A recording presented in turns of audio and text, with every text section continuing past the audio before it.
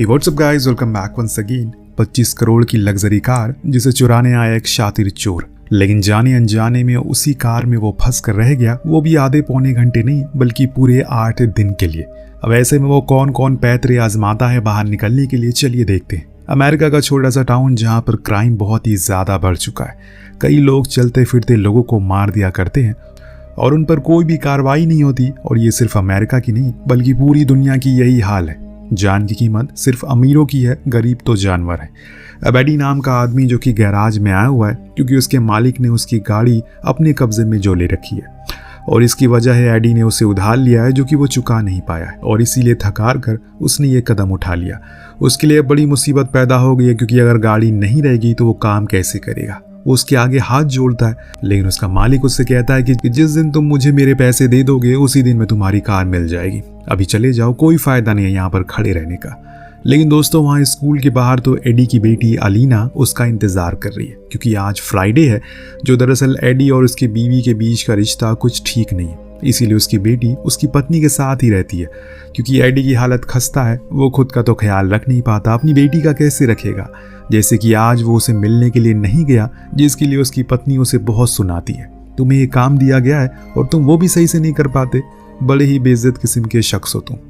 अब एडी बेचारा क्या करे, उसका भी तो बहुत मन करता है कि वो अपनी बेटी से मिल सके, लेकिन सारी परेशानियों की जड़ एक ही चीज़ है और वो है पैसा, जो कि उसके पास फिलहाल के लिए तो नहीं है। लेकिन अब उसे अगले दिन वेंसडे तक किसी भी हाल में कार चाहिए ताकि वो अपनी बेटी से मिल सके, वरना उसके बाद उसे अगले महीने ही मौका मिलेगा और इतने दिन वो इंतज़ार नहीं करना चाहता।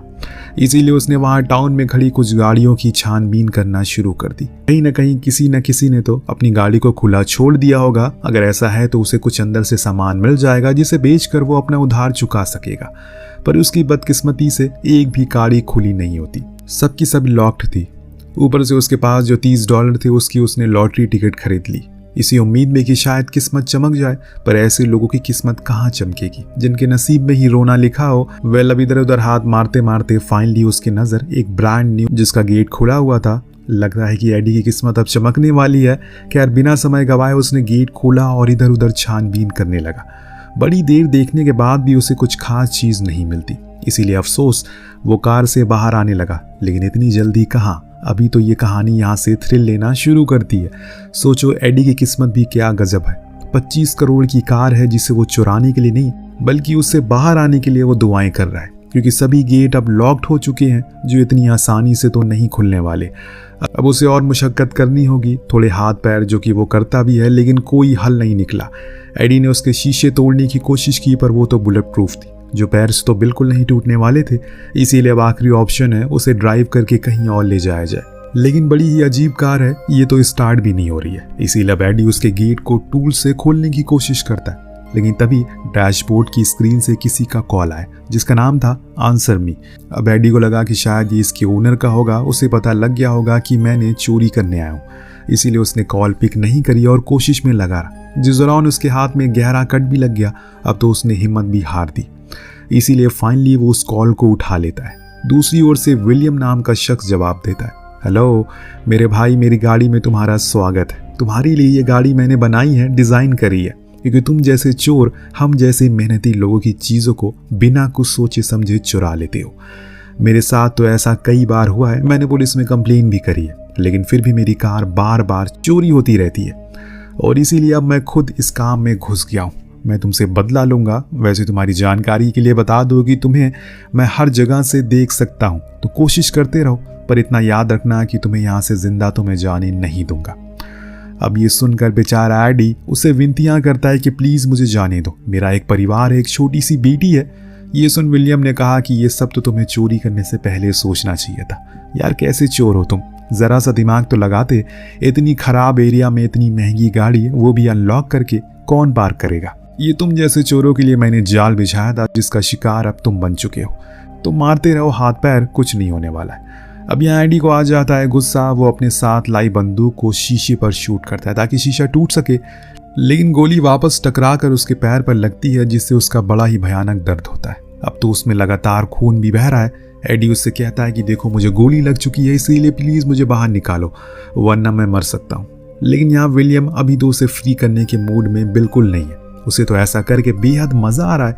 तो एडी बेचारा उसे माफ़ी मांगते हुए कहता है कि मैंने अपनी गलती मान ली, अब मुझे तुम्हारी कार में नहीं आना चाहिए था, प्लीज़ मुझे बाहर निकालो वरना मैं मर जाऊंगा, चाहे तुम बाद में मुझे पुलिस के हवाले ही क्यों ना कर देना। वो कहता है कि पुलिस, हाँ, ये कैसा मजाक है, अगर वो सच में लोगों के लिए काम करती तो यहाँ के लोग आज हंसी खुशी आराम से खुद की ज़िंदगी बिता रहे होते, लेकिन उन्हें तो घूस खाने की आदत लग गई है, इसीलिए अब मुझे ये सबक सिखाना होगा। अब एडी को समझ आ चुका है कि ये कोई पागल किस्म का शख्स है, इसीलिए वो खुद ही पुलिस को कॉल लगाता है। यानी कि एक चोर जो कि चोरी करने आया है और वहीं फंस चुका है, अब बाहर निकलने के लिए पुलिस को कॉल कर रहा है। तो आप क्रोनोलॉजी समझ रहे होंगे। खैर यहाँ कॉल भी नहीं लगती क्योंकि कार में पूरी तरह से जामन लगा हुआ है। एडी वहीं बेहोश हो जाता है, पर जब उसकी रात में आँख खुली तो उसने देखा कि उसके हाथ पैर पर पट्टियाँ बंधी हुई है, यानी कि विलियम ने उसका इलाज कर दिया। अब एडी के मन में बस यही सवाल चल रहा है कि आखिर ये आदमी उससे चाहता क्या है। अगर उसे मारना ही है तो सीधा मार दे। तो विलियम का कॉल आया और उसने बताया कि उसे इस कार को बनाने में करोड़ों रुपए खर्च किए हैं, तो वो उसे इतनी आसानी से तो नहीं मारेगा, पहले उसका टेस्ट करेगा और फिर उसे खूब तड़पाएगा, फिर मौत देगा। इस बीच एडी को प्यास लग जाती है, लेकिन उसके पास तो पानी है ही नहीं, तो उसे एक टुकड़ा चॉकलेट खा ली जो विलियम देकर गया था। उसे ऐसे प्यास से तड़पते हुए देखकर विलियम ने कहा कि चिंता मत करो, मैंने डॉक्टर से बात की है, तुम 30 घंटे तक बिना पानी के रह सकते हो, तब तक मैं तुमसे मजे लूंगा। अब एडी को आने लगा खूब गुस्सा, तो उसने बार बार उसे गालियां दी, जो चीज़ विलियम को पसंद नहीं आई। उसने कार के टेम्परेचर को डाउन कर दिया, जिससे उसे खून जमा देने वाली ठंड लगने लगी। लेकिन यही नहीं, उसने बादशाह के गाने चला दिए लाउड आवाज़ में, जिसे बेचारा एडी अंत में हार ही मान गया। उसे माफ़ी मांगने लगा, अब उसे कभी गालियाँ नहीं देगा, प्लीज़ ये गाने बंद कर दो। और उसकी मिन्नतें सुन ली जाती है, तब जाकर उसे थोड़ा सुकून मिलता है। इस दौरान उसने टॉयलेट किया, वो भी एक बॉटल में, और उस बॉटल को वहीं कार में रख दिया। अब इसके बाद उसने कोशिश नहीं छोड़ी, किसी भी तरह करके वो लगा रहा इस कार से बाहर निकल सके, लेकिन हर बार उसके हाथ निराशा ही लगती। और इन्हीं कोशिशों के बीच एडी को दूर एक अंडर कंस्ट्रक्शन बिल्डिंग में एक आदमी खड़ा मिलता है, जो शायद उसे कहीं ना कहीं लग रहा है कि यही विलियम होगा, पर ये उसका बस अंदाजा था और इसीलिए वो उस पर ज़्यादा गौर नहीं करता। फिलहाल तो उसे जितनी जल्दी हो सके कार से बाहर निकलना है, इसीलिए वो फिर से विलियम से बातचीत करने लगा। उसे अब ये पता चल चुका है कि ऐसे हाथ पैर मार के कुछ नहीं होने वाला, जब तक ये इंसान नहीं चाहेगा मैं बाहर नहीं निकल सकूंगा। अब बातों के दौरान विलियम अपनी कुछ फ्यूचर प्लान बताता है, जिसमें वो कहता है क्या उसे पता है कि कुछ अरब कंट्रीज में आज भी ऐसे कानून हैं जिन्हें अगर कोई चोरी करे तो उसका हाथ काट दिया जाता है, या फिर अगर कोई किसी का खून करता है तो उसे सीधा फांसी की सज़ा होती है। पर ये हमारे देश में क्यों नहीं होता? सोचो अगर ऐसा होने लगे तो कितने लोग सुधर जाएंगे। अब मैंने सोच लिया है कि मैं इसकी जिम्मेदारी लूंगा और इसीलिए अब मैं तुम जैसे लोगों को सबक सिखाऊंगा।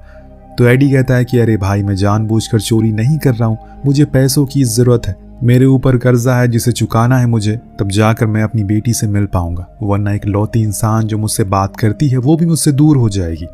तो विलियम कहता है कि ठीक है, तुम मुझे अपना नंबर दे दो जिससे मैं चेक कर पाऊँ कि क्या तुमने इससे पहले भी कभी कोई क्राइम किया है या नहीं। पहले तो एडी नंबर नहीं देता, लेकिन बाद में जब उसे ज़्यादा प्यास लगने लगी तो उसने नंबर दे दिया। तो विलियम कहता है कि सीट के नीचे पानी की बोतल है, पी लो। वो पूरा बोतल एक बारी में पी जाता है, शायद उसे थोड़ा सा बचा लेना चाहिए था, मे भी आगे जाकर उसे काम आ जाए। अब ऐसे ही जब एक शाम वो लेटा होता है, उसकी नज़र लॉटरी टिकट पर पड़ती है जिसमें उसने $500 जीते थे। अब ये देखकर उसे बहुत खुशी होती है और बेहद अफसोस भी, काश वो ये चीज़ पहले देख लेता, उसे इस कार में चोरी करने की ज़रूरत ही नहीं पड़ती। लेकिन अब उसने अपनी गलती का एहसास हो चुका है, तो विलियम उसे कुछ खाने को देता है। इस दौरान एडी की नज़र सीट के नीचे लगी कुछ पावर बटन पर पड़ती है, जो बंद करने पर शायद कार ऑफ हो जाए या फिर कुछ और हो जाए। यही सब चीज़ें एडी के दिमाग में चलना शुरू हो गई। अब जैसे ही कॉल कट होता है, उसने बड़ी ही सूझबूझ के साथ उस बटन को खुद की उंगली तक पहुंचाने की कोशिश की, जिसमें बड़ी ही दर्दनाक तरीके से उसकी उंगली का नाखून टूट गया और इसमें उसे बड़ा ही भयंकर दर्द हुआ। तभी विलियम की कॉल दोबारा आई, लेकिन उसने उसे शक नहीं होने दिया, वो कुछ ऐसा कर रहा है। एडी ने तो झूठ कहा कि उसका खाने का टुकड़ा नीचे गिर गया तो वही उठा रहा था, पर यहाँ पर उसे एक तरीका मिल गया है। जब भी उसे मौका मिलता है वो उस बटन को दबाने की कोशिश करता है, लेकिन वो इतना नीचे थी कि वो ऑन ही नहीं होती। इस बीच उसे बड़ी भयंकर प्यास लगती है, जिसे बुझाने के लिए उसने खुद का ही स्टोर किया हुआ टॉयलेट पीना पड़ा, जिसके कारण उसे उल्टी करनी पड़ी। अब वो भी नहीं हुई क्योंकि उसे कुछ खाया नहीं है। धीरे धीरे करके उसका सब्र का बांध अब टूटने लगा है। फिर एक दिन जब वो सारी चीज़ों से हार गया तो कार में जितनी भी बटन थी उन्हें दबा देता है, जिससे वो कार उसके कंट्रोल में आ गई, लेकिन कुछ ही देर के लिए। बहुत ही बेकार किस्मत है, क्योंकि अब विलियम खुद उसे कंट्रोल कर रहा है, वो भी घर से बैठे बैठे, जो कि अब उसे कहता है कि यार तुम्हें क्या लगता है इतनी आसानी से तुम बच निकलोगे? इतनी भी स्लो नहीं है मेरी कार, क्या तुम्हें इसकी स्पीड को टेस्ट करना है? इतना कहकर वो उस कार को रॉन्ग साइड में 200 किलोमीटर की स्पीड पर भगाना शुरू करता है। ये देखकर एडी की फट के फ्लावर हो गई कि कहीं वो इसे ठोक ना दे, लेकिन वो उसे जाकर एक सुनसान जगह पर खड़ा करता है जहां 2 बदमाश एक आदमी का सामान लूट रहे थे। ये देख विलियम कहता है कि देखो, इन्हीं लोगों की वजह से मुझे ऐसा कदम उठाना पड़ता है, चलो अब इन्हें सबक सिखाते हैं। इतना कहकर वो उनके ऊपर चढ़ाकर उन दोनों को जान से मार देता है।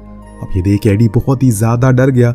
अब उसे समझ आ गया है कि ये विलियम नाम का आदमी उसके साथ मज़े ले रहा है, और जब उसका जी भर जाएगा वो उसे कहीं ले जाकर ऐसे ही बेरहमी से मार देगा। लेकिन अभी वो करे तो करे क्या, कहीं और जा भी तो नहीं सकता।